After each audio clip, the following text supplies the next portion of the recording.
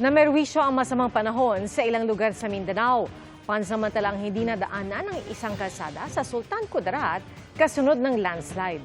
Nakatutok si Dano Tingkungko. Humambalang ang malalaking bato at lupa sa Kalamansig, Palimbang Coastal Road sa Palimbang, Sultan Kudarat dahil sa pagguho pasado alas 5 kahapon dahil sa masamang panahon. May mga puno ring nabuwal.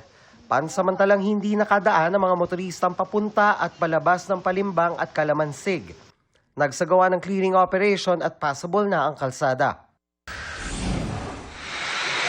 Dahil din sa malakas na ulan at hangin kahapon, binaha mga kalsada sa UP, Maguindanao del Norte. Pinasok din ng baha ang ilang bahay.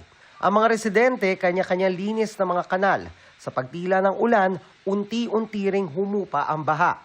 Para sa GMA Integrated News, Dano Tingkungko, nakatutok 24 oras.